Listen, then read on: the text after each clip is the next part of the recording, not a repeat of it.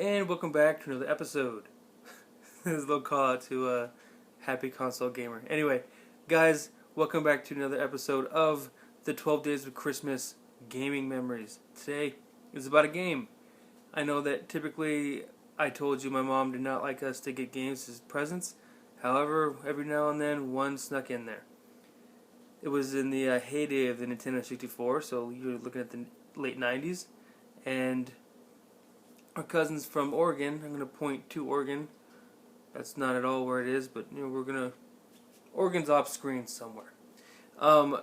They were Nintendo kids, so they had an N64, and for some reason my Uncle Tony, he was into the 64. He had Wildlight Golf Club that he played a lot, and I remember my dad would just look at him like, you could be watching golf on TV or playing golf, but you're gonna play on this fucking children's toy. My dad never got it, and that's okay. You know, Dad didn't have to share that love with us, but we fucking absolutely loved the fact that there was some grown-ass person playing games with us because it gave us another challenge. Anyway, another story. Back on track here. So it was Christmas Day, and I was getting towards the end of my presents, and I opened what I thought was going to be a VHS tape. Because I had a lot of movies, and my DVD and Blu-ray collection's fucking huge. I'm a movie freak. I assumed it'd be a movie. I was wrong. I got Mario Tennis. And I couldn't have been more stoked. Even though I was like, tennis? Really? Come on, Nintendo, you're kind of running out of ideas. Bullshit. They made Mario Tennis for a reason. Because Mario Tennis fucking rules.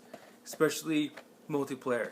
Nintendo has their shit together when it's like living room multiplayer, like in-house, everybody play together on one TV multiplayer.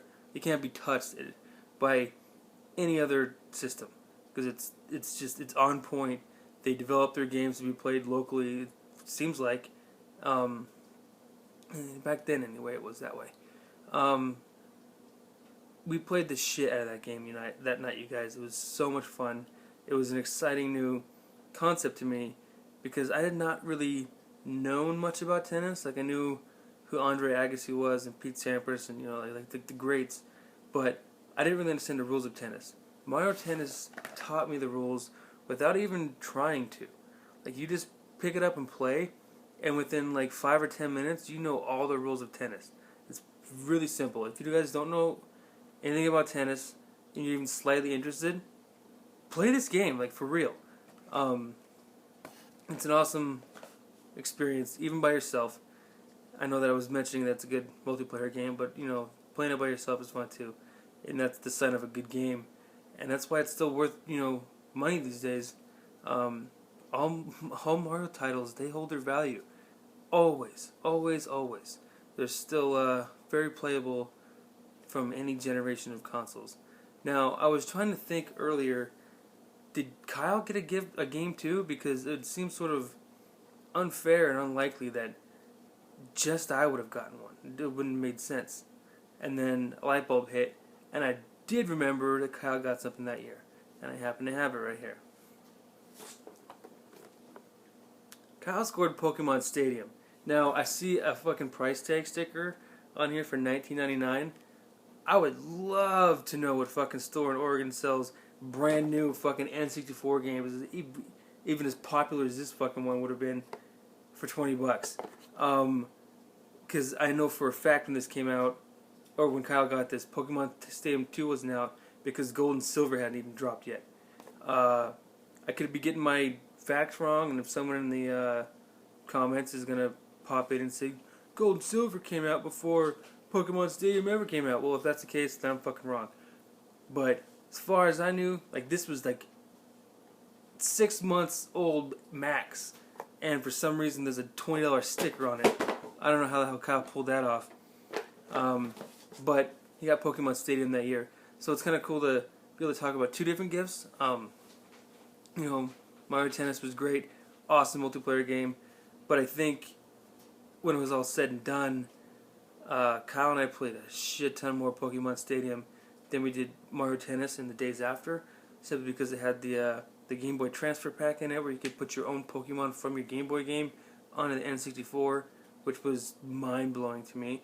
But, you know, looking back at it, Pokemon Stadium is like a very simple game, almost unfinished to me. Like they were thinking about maybe being more ambitious with it, and then they just said, okay, you know, bare bones, we'll put every Pokemon in the game and battle them.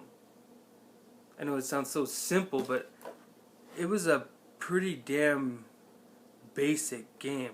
I think it had like, I haven't played it in years, but I feel like it maybe had a couple little mini games or something in it, but for the most part it was just battle your Pokemon move by move, while the screen rotates slowly.